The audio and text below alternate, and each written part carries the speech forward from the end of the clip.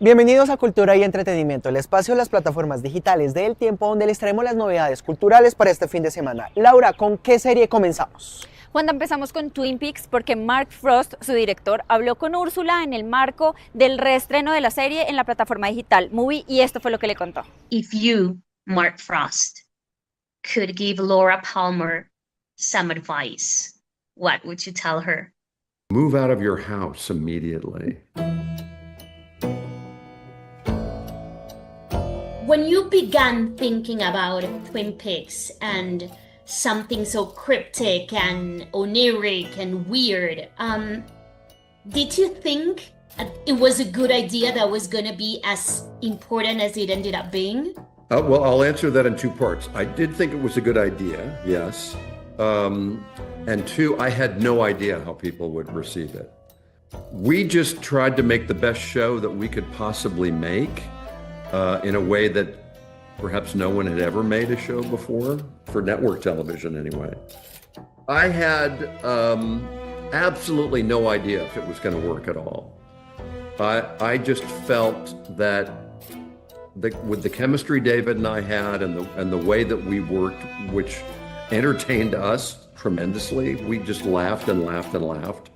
And we had the best time. And we thought, if we can give people a sense of the fun that we're having, I think we could maybe blow the doors off the building, and maybe some people will want to come in and watch.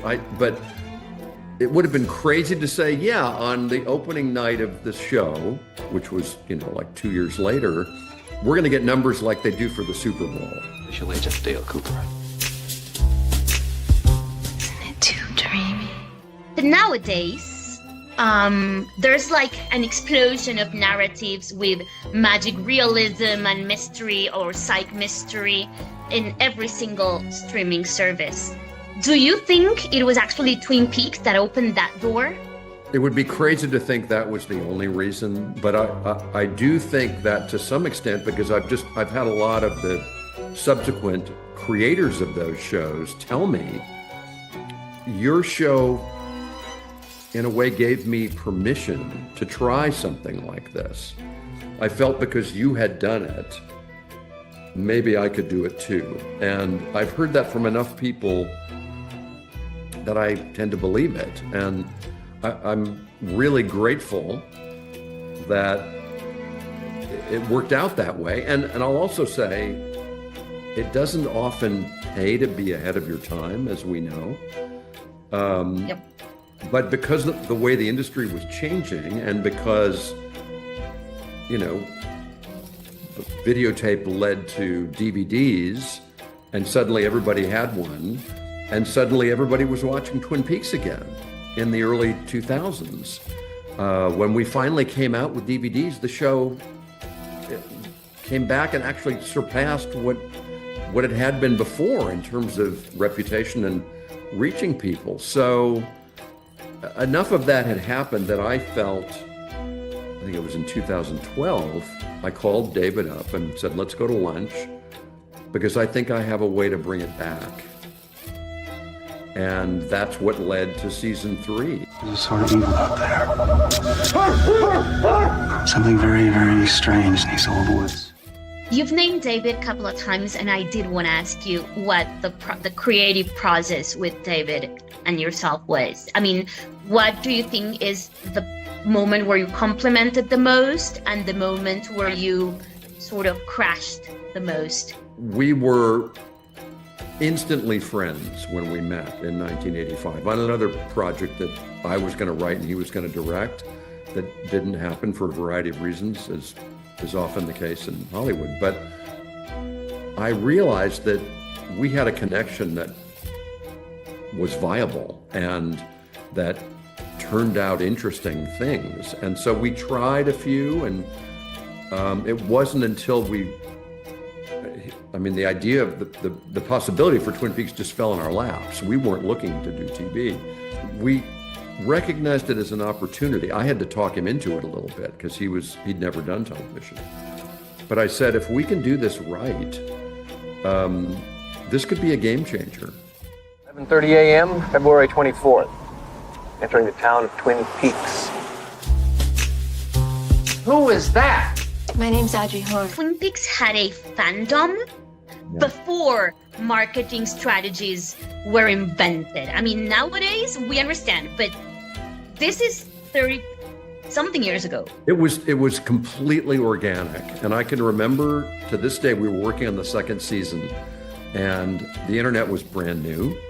I still, I think, had an old AOL mail account and you had to hook up a modem, and it took forever.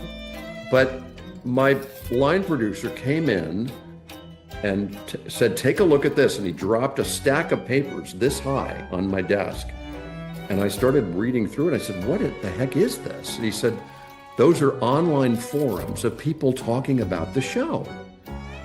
And it was mind-blowing to see that it created this kind of instant global community of people who really dug what we were doing. It was incredibly encouraging, I gotta tell you. The owls are not what they seem.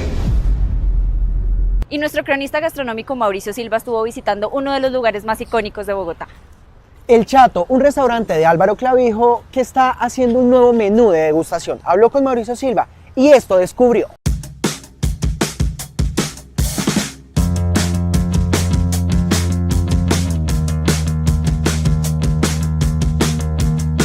El Chato, el local que regenta el cocinero bogotano Álvaro Clavijo, acaba de lanzar su nuevo menú de degustación que probablemente es el punto más alto y gustoso que ha alcanzado en su ascendente carrera. He aquí, paso a paso, los momentos que ofrece esta nueva propuesta.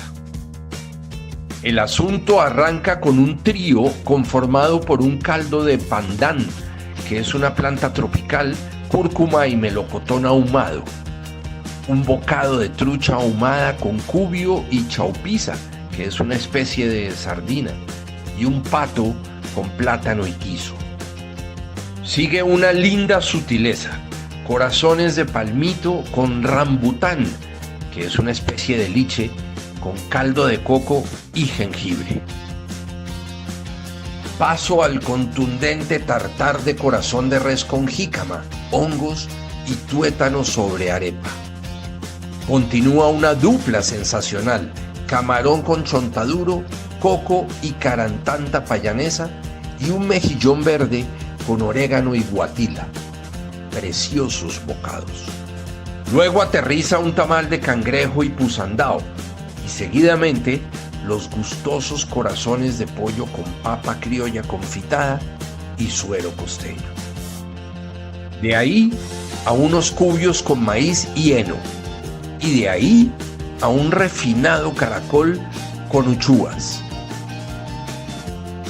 Paso a un categórico pollo aparrillado con zucchini y habas y a una delicada tarta de hongos con perejil y estragón.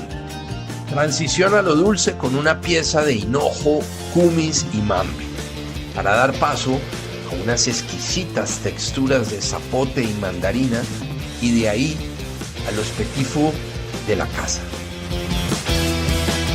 Otra gran demostración de la biodiversidad colombiana, elevada estética al servicio de un prominente sabor. Probablemente, solo probablemente, el punto más alto de Clavijo al día de hoy. La inmediatez, veracidad y confiabilidad de la información son vitales en la era digital.